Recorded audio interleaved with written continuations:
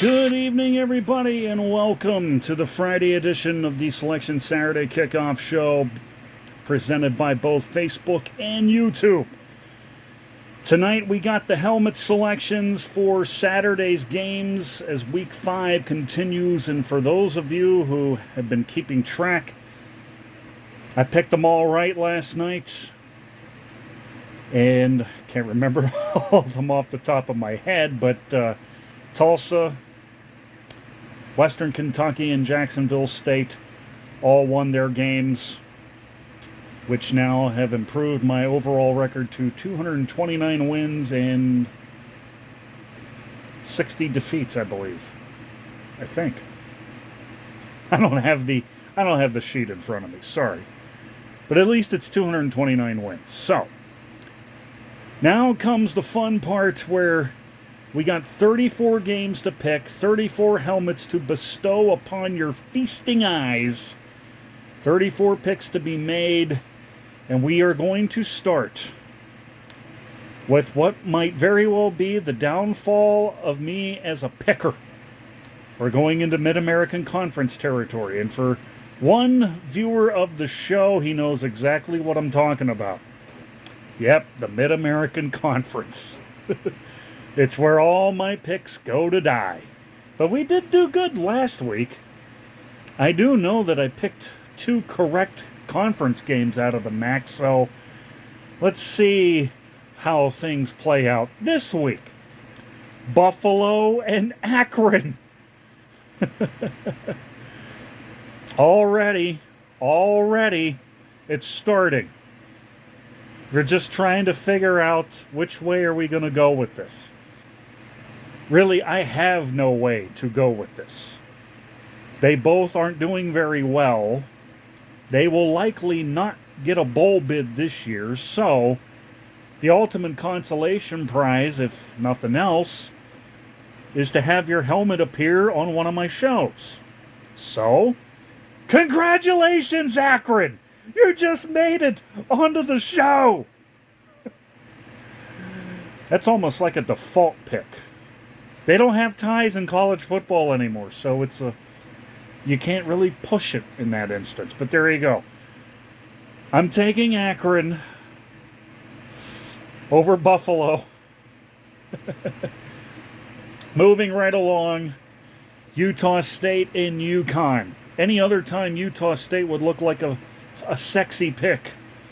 But Utah State hasn't looked very sexy yet. And I can't see it happening. Not when the rest of the Mountain West Conference is looking a lot better than I thought. I'll explain later. But right now, we're going with the Huskies. Still having Desmond Howard flashbacks. Only he's thinking about another breed of Huskies. One that I'm going to have to talk about later on in this show, and one that I'm probably going to hate myself for talking about next week. No film at 11. Moving right along. This is going to be a tricky one here. South Alabama and James Madison. James Madison's doing very well for themselves. So far, they have not lost a game. South Alabama, after coming off of that huge road win in Stillwater 2 weeks ago against Oklahoma State, allowed for the hangover effect to kick in a week ago. So now, as conference play is underway, they have the dubious distinction of going to James Madison in hopes of trying to steal a win there. Not gonna happen! JMU all the way. I got a feeling it's going to come down between them and Georgia State, and I would never have given a second thought about either of those teams when you consider Appalachian State, Troy, Coastal Carolina. Any one of those 3 teams, any 2 of those 3 teams would likely have been considered for possibly playing in the conference championship. But at this stage in the ball game, it's JMU and Georgia State. Those 2 are on a direct path Now, I don't know if they're in the same division, but I do know they're the two best teams in the Sun Belt right now. Moving right along, and what I'm now referring to is the Jerry Jones Wet Dream Bowl, Texas A&M at Arkansas. I just about lost all my patience with the Razorbacks. I don't know what's wrong with Arkansas. I don't know. And even if they were to win against Texas A&M on Saturday, it won't change anything in the way of the narrative. There's still tougher opponents ahead. It's going to make for a very long, hard fight just to get 6 wins and bowl eligibility. Hate to say it, Arkansas, and as much as I hate to do this again, going with the Aggies. And that's all I got for that one. Time for a Mid-American Conference Michigan matchup, Eastern Michigan and Central Michigan. And I'm trying to remember who Central Michigan played a week ago, and something tells me it might have been... No, that was Eastern Michigan that played... was it South Alabama? Do I even want to look? I guess I'm going to have to now. I guess I'm going to. Pardon me a moment while I bring up... let's see, what do we got? I know you're here someplace. I know you're here somewhere. I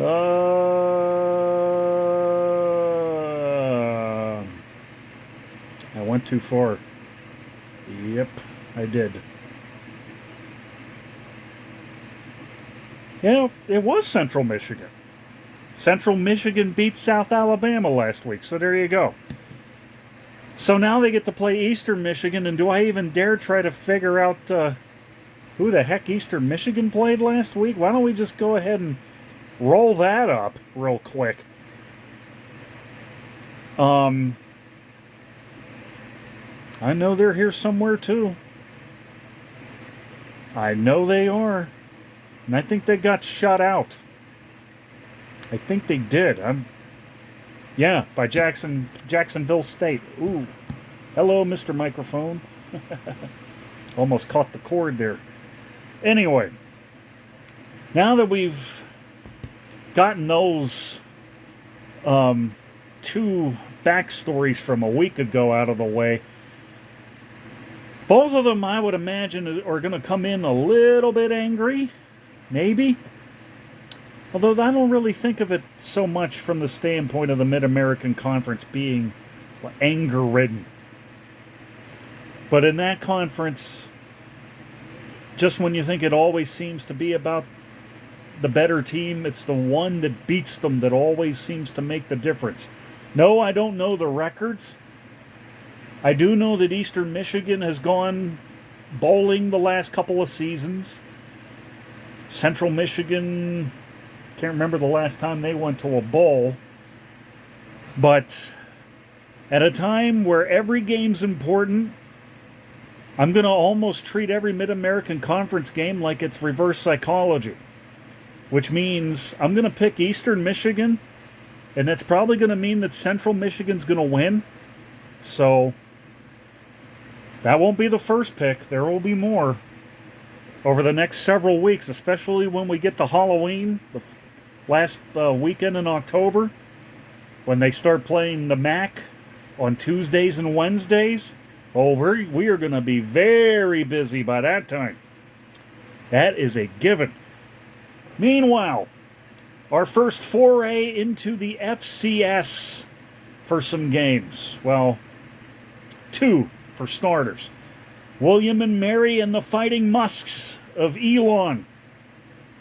Okay. That's getting old really, really quick, but I'll make the long story short for you. William and Mary, right now, best team in their conference, 4-0. Make it 5-0.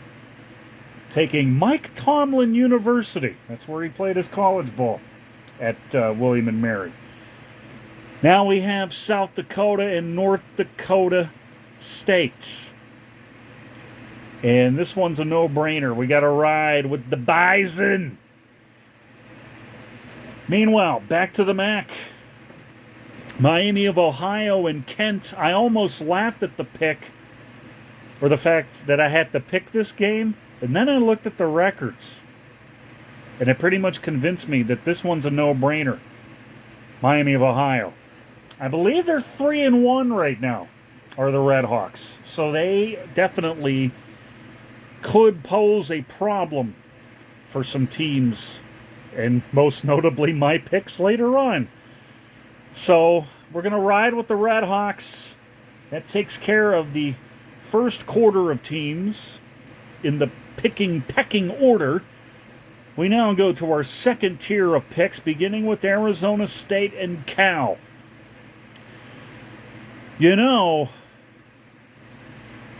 I'd be hard-pressed to find a game a lot less entertaining than this one, given the nature of the fact that Arizona State isn't doing all that well, and Cal's trying to do well. They gave Auburn some problems. And I like to think it's a safe choice. I'm going to go with Cal at home. Would make all the sense in the world. But for some godly reason, I got a feeling that's not going to fly. I don't know. It is conference play, after all. Where anything can happen, it usually does. Back to the FCS. Towson and New Hampshire is the next one. And there really isn't all that much to talk about, except for the fact that New Hampshire currently is 3-1. And they got a quarterback in Max Brosmer, I believe is his name. He's thrown 12 touchdown passes already and only one pick. That's saying something. So we're going to ride with New Hampshire over Towson in that matchup. Meanwhile, Arkansas State and UMass. UMass is looking for a bye week. Can't find a bye week. Now they got Arkansas State coming to town. UMass has only one win. Arkansas State has only 2 wins. You know, there was a time where Arkansas State used to go bowling. But despite the efforts, I can't see it happening for either team. So you take whatever cosmetic win you can get. So in this case, it's Arkansas State over UMass. Meanwhile, South Florida against Navy. Navy 1-3, South Florida 2-2. A surprising 2-2 in my eyes, I do believe. And I want to think that, well, we know what Navy does. They run the ball. They'll always run the ball. South Florida, I think, probably has more offense, but it's a question of how mistake-free you can be on offense against a team like Navy. It'll be a close one, but I think USF's going to steal one in Annapolis on Saturday. Now we go to the Big Ten, Illinois and Purdue. I believe the Hudson Card experiment has pretty much run its course in West Lafayette. And besides, I love the Illini. But I got to tell you guys, Illinois, you better get the wins wherever you can get them. Because you don't have any more gimme games left. It's all or nothing in conference play. And it starts on Saturday. Going with the Illini on the road at Purdue. Northern Illinois at Toledo. Toledo. No brainer there. I got to go with the Rockets here. They're probably the best team in the MAC right now. And probably has been for a year and a half, I would imagine. Coupling that with the Ohio Bobcats. Both of them, I imagine, are going to probably find themselves, if they're not in the same division, and I don't know if they are, probably find them in the MAC title game, I'm guessing. Next, Ball State is at Western Michigan. I looked at the point spread. I looked at the stats. There they had nothing for me. Neither team had anything for me. And then something hit me from out of the blue. And I said to myself, Self, pick Western Michigan. And here's why.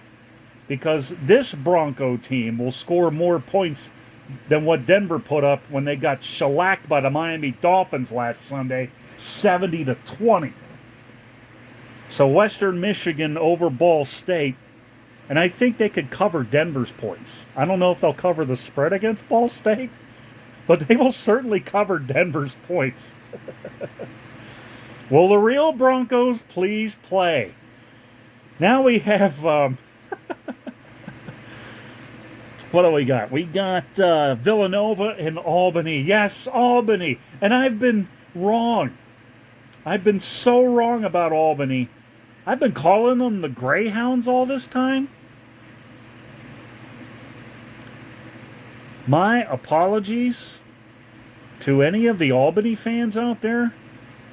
I should know better, considering that the very first college basketball game I ever went to was down in Morgantown, where West Virginia played the Albany Great Danes.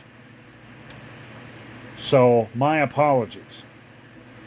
I'm getting old just like Corso. Anyway, Villanova is at Albany. Villanova 3-1, Albany 2-2. As much as I like to channel my inner John Madden and mention Reese Poffenbarger the same way he always mentions Brett Favre, I, however, am going in a different direction and riding with Nova. Villanova over Albany on the road. And it now leads us to the Paper Bag Bowl, if you want to call it that. 2 teams, no wins and 4 losses. Stony Brook and Maine. The fact that Maine lost to Rhode Island a couple of weeks ago at home tells you all you need to know. Whoops. My bad. It tells you all you need to know about Maine. They fell off the face of the FCS landscape pretty hard and pretty fast. Stony Brook's not that much better, but they can win a game or 2 here and there, and this is probably one of those games. So take the Stony Brook Seawolves over the Maine Black Bears in a not ready for primetime matchup, better known as the now infamous Paper Bag Bowl. I just made it up off the top of my head. That's my story, and I'm sticking to it. Meanwhile, to the 3rd tier, Missouri and Vanderbilt. I don't say there's a chance for Vanderbilt now to go to a bowl game, but if they steal one on Missouri, then they're still alive in it. Otherwise, I am riding with the Tigers. I see a bowl game in your future, Missouri. I don't know where it's going to come from, but you certainly have done your due diligence. So we're going to ride with Missouri over Vanderbilt. New Mexico is at Wyoming, and I think I can make a similar claim for the Wyoming Cowboys. I'm going to ride with them over the Lobos at home this week. And one team that might get in this year, might get on the helmet tree too, as a matter of fact. I was kind of surprised to see this. UNLV hosting Hawaii, and I just want to make sure that I have my records right. And if you'll just bear with me for 1 minute as we're coming up on the 20-minute mark of this broadcast from the homestead. I believe the kickoff is, 4 o'clock? Yeah. UNLV is 3-1 right now. Hawaii right now is 2-3. You got the Rainbows at home. You got a chance to do something special. Run with the Rebels, guys. Gonna take UNLV over Hawaii. As much as I like to see Hawaii try to win more than what they've already won to this point, I can't see it happening. Oh, now we get to have some fun. Oregon. Stanford. Duck fans, you know who you are, and you know I love you. I love them all. Your energy was great last week. But I'm saying this because we've been down this road too many times. We cannot and we better not sleep on Stanford. Get the chainsaws ready, okay? It's time to chop all the trees down. Every single last freaking one of them. Leave nothing in the wake on the farm. After all, Stanford's going to be reduced to Pac-12 rubble. It is said that I believe everybody's wearing green. I'm wearing green, but here's the trick. I have a choice of helmets. Got a lot of them. Some I don't even have yet, but is there one helmet in particular that I think we really need to wear for such an undertaking of savagery on a school like Stanford? I say, go black. Go black and go Ducks. How's that for drama? Moving right along. Georgia Southern, Coastal Carolina, another school that has to be name-checked among the Sun Belt brethren. How I managed to say that without fumbling on my words is a miracle. Sun Belt brethren. This is a tough one. It's a tough one, but Georgia Southern's battle-tested for these Sun Belt matchups. And while I don't have their primary helmet on hand, this is their alternate. This is their alternate. So we're going to ride with Georgia Southern. And I'm going to tell you this. Whenever Georgia State and Georgia Southern get together, that should be fun. Speaking of Georgia State, we're taking them over Troy. And we got a couple of new Georgia State helmets on the way in a couple of weeks. So I'd imagine that with the 5-0, is it 5-0? I'm sorry, I keep doing this. Where's Georgia State? I know it's here. I know it's here. It's here someplace. It's like right under my nose. I can't find it. There we go. Georgia State. 4-0. I almost said 5. You get the win over Troy. You're one game away from making it on the tree. There are a lot of 4-0 teams right now that are already under an unofficial radar. 5 wins will put you in that radar. 6 wins will get you the eligibility, along with the bowl eligibility that you'll get as well. And we get from all of that to a team who wasn't supposed to have been in a bowl game, but went to one last year and got throttled by Frank Gore Jr. in Southern Mississippi, and that would be Rice against East Carolina. East Carolina made a fool out of me. I made the mistake of picking Gardner Webb out of the FCS to beat East Carolina last week. And now East Carolina has a chance to try to right its ship back. Well, sorry. I love the Owls, and they too will be on their way here in multi-pocket helmet capacities. My man Kevin is on the case.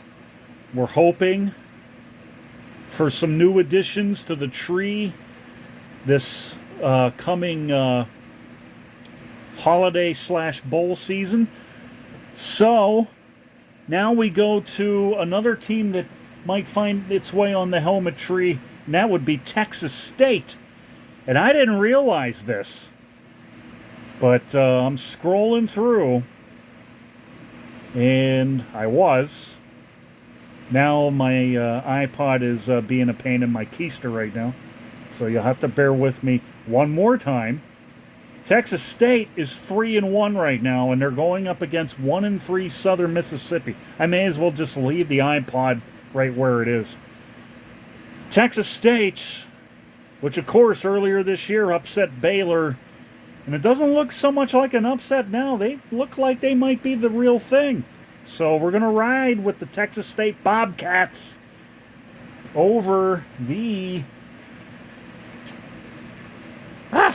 Lost my place. The Golden Eagles of Southern Mississippi. So where does that leave us now? Oh, we are in the fourth tier of games now. We don't have that much more left. Bear with us. We should have this done in the half-past hour. We now go to... Oh, hello, Indiana State. Welcome back to the show. And Murray State, good to see you again, too. Neither team's doing very well. And the records speak for itself. Indiana State 0-3, Murray State 1-2. Indiana State, you won't get even a bowl of soup. You're going to lose again. Go with the Murray State Racers over Indiana State. Can you believe that? A bowl of soup? Am I really reduced to, foods for thoughts now? Anyway. Eastern Kentucky and North Alabama. At least it's not Northern Arizona. Eastern Kentucky 1-3, Northern I almost said it. North Alabama 2-3. Hey, North Alabama, you win, you go to 500. We're going to ride with you this week. Don't let us down. Where are we here? I suppose it would be best if we call it a rivalry. Tennessee State and Tennessee Martin. And I believe that's Eddie George's team, Tennessee Martin, that's playing, or is it Tennessee State? I think it's Tennessee State that's coached by Eddie George. Well, looking at the records, Eddie George has got his team at 2-1, but they lost to Notre Dame. Tennessee Martin is at 3-1. And while there's nothing in the way of a point spread that I got in front of me, not that we need one, this is one of those cases where we throw the proverbial dart at the dartboard blindfolded, and you know where it's going to land. Whoever you land on, that's who you're picking. I don't have much choice, do I? When in doubt, go with the home team, Tennessee Martin. Which now brings us to it. I am so thrilled. I am so thrilled that I get to show this off. South Carolina. No, we're not going there. South Carolina and Tennessee. To my surprise, neither team's ranked. To my surprise, it's not on any network that I'm seeing that's carrying this game. They are on the SEC network, but I don't really need the SEC network when I have CBS. That's enough for me. But I'm hoping, and I want to think it's happening this week, that Tennessee breaks out the black helmets like they did against Kentucky last year. With that being said, da-da-da-da! Someday I'm going to have to learn Rocky Top. But until that time comes, yeah.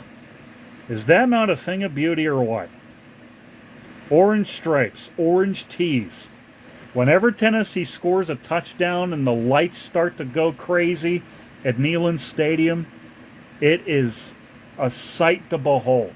That I can tell you. It is awesome.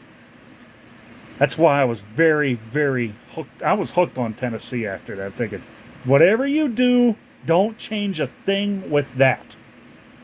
I mean, to me, if it were up, I'll tell you what, if it were up to me, it's like LSU in Death Valley. You play night games, there's a different dynamic to it. Clemson, Death Valley for them too. Play it at nighttime, it's a different dynamic. If it's Tennessee in prime time, you break out the black helmets and the black uniforms. Go black all the way, head to toe. Woo! Okay. We're almost there, folks. Almost there. SMU in Charlotte. SMU hosting Charlotte. Do we have a record? We do. Charlotte 1-3, SMU 3-2. Yes, there's still hope for you, Mustangs. I gotta ride the Pony Express. Can you get us another win? Can you get over 500? Make it happen, guys. Make it happen. Appalachian State and Louisiana Monroe. This is an easy one for me because I love them. Appalachian State, nothing more to say. San Diego State and Air Force. This might not be the year for the Aztecs, I fear. Air Force is running, and it's leaving me stunning. I'm a poet and didn't know it. They're 4-0, don't you know? Make it 5-0, and that's who I'm going to go. Air Force. Remind me to write these things down next time. 2 more picks to be made, if I can reach them. Sacramento State hosting Northern Arizona. Northern Arizona pulled off a win last week. Their first win of the year, I do believe. As I'm scrolling through, this is not doing anything for me. Pardon me a moment. iPod's being a pain in the keister again. And I didn't have any plan on wanting to use it, believe me. Northern Arizona, 1-3. Sacramento State, 3-1. They were my upset team, as you know, a couple weeks ago against Stanford. And while it's not an upset here, I'm going to ride with Sacramento State once more. Which now brings us to our final pick of the helmet picks for tonight. Washington and Arizona. I so want Arizona to win. You just know deep down, the underdog in the heart of me wants them to win. I believe the name is Jed Fish. Is it Frisch or Fish? Whatever the case, I think it's Fish. Fisch. Jed Fish. He's the head coach of Arizona. He's trying to get that program to a place it hasn't been to in a long time. And the funny thing about it is they're 3-1 right now. But alas, it's conference play. And as much as I would love for them to upset Washington, I can't, under any circumstances, unless Arizona has a plan for knocking Michael Penix out, I can't see it happening down in Tucson late Saturday night. Penix is a good quarterback. There's no denying it. There's talk of him being a Heisman finalist, and, rightfully so. When he was at Indiana, I thought he was going to become the next Antoine Randall L. Because he had that. He had the Randall L game. He was a runner, a thrower. Well, 2 out of 3 ain't bad. If he ends up making the pros and becomes a wide receiver, then he becomes the Randall L. But for this pick, we're just more or less concerned with Penix, the quarterback, and their Huskies. And we're taking them, as much as I hate to. We'll see you guys next week. And for that, we bid you a pleasant good night. We will be back tomorrow morning for the lanyard selections right from this humble abode. And before I forget, seeing how we're closing in on the first pitch up in Toronto, go Blue Jays. All you need is one win and a Seattle Mariner loss, and you are in the postseason. From all of me to all of you, yeah, we got headgear. Anyway, from all of me to all of you, this has been the Selection Saturday Kickoff Show, the Helmet Edition of the Selection Saturday Kickoff Show, right here on both Facebook and YouTube. We'll see you tomorrow.